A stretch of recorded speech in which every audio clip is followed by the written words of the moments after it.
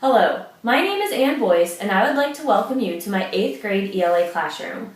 Blended learning is coming, meaning the use of technology for part of online delivery of content and instruction with some element of student control over time, place, path, and pace. I have decided to embrace blended learning in order to be prepared for the upcoming school year, and this is what I've learned so far.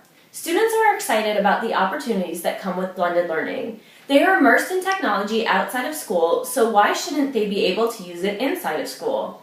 I have also come to the realization that students are social learners and enjoy learning from each other. So the fact that blended learning consists of both technology and collaboration seems like the perfect fit for my students.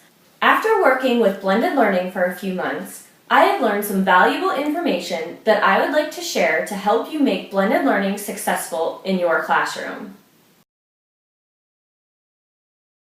My blue group and my green group are going to switch, my yellow group and my pink group are going to switch. Remember what your responsibilities are per group. Go ahead and switch. So where do we go?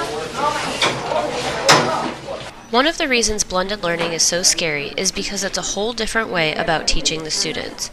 One of the most difficult things for me was to release the control of my classroom to the students. At first, it seemed a little chaotic, but that is because the students are helping each other through the learning process. None of this was easy at first. It just takes patience and practice. My students had to learn very quickly that things in my classroom change on a daily basis. Desks move around and people move around. My students do know that every day when they come in, they can expect directions on the board. It is all about them following directions.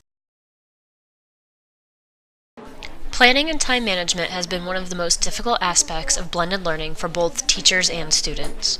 Instead of planning one lesson per day, I now have to plan up to 2 to 4 activities to fill up the rotations. I don't always time the lessons according to the speed my students work at. I usually end up providing way more work than needed, which causes problems when it comes to completing work. The students have been steadily improving with getting assignments completed on time. This is because I have learned to trust that my students will work on what is asked of them, as well as they know that I will follow through with consequences if they don't. Additionally, I keep a timer going to help both of us from losing track of time in a station. Second question was, do you let the lady take the fall for what you knew you did? And I said no, because student directions and group responsibilities are important pieces to the blended learning model. I have found that if I provide directions for each student in the group, it saves a lot of frustration because students can't complain about not having directions. Additionally, I put all directions and group materials in a box, including directions on where to turn in assignments in order to minimize confusion and disruption while in their blended learning groups. Then, I couldn't figure out why some of my groups seemed so crazy, but I realized all of my students need to know what is going on every day they come in the door, and each student in the group needed a purpose. Therefore, I created group responsibilities.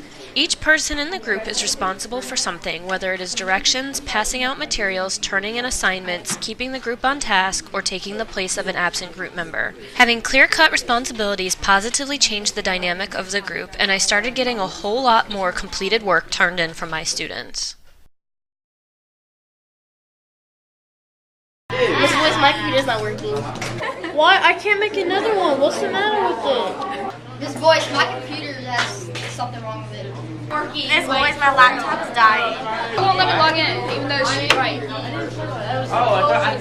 We've all heard students complain about problems with technology, and now the worst part is that we are supposed to be able to fix it. All I can say is try and be as prepared as you can. Test websites, apps, logging in, anything you can before class to try and eliminate as many problems as you can. So try to have a backup plan or at least something handy for the students to work on if things go really bad. Fortunately, students are becoming more proficient and are able to help each other when you are unable to get to them. Technology is the most important component in blended learning. Finding ways to use technology in the classroom will become easier, especially as you and the students become more comfortable with it. Blended learning might look different in each classroom, but you need to do what works for you. Some teachers might use the 3-rotation model and some teachers might use the 2-rotation model. Whichever model is used though, the students respond positively to the proximity of the teacher and the use of technology. Blended learning is a mindset, and it takes some time to make your brain shift gears.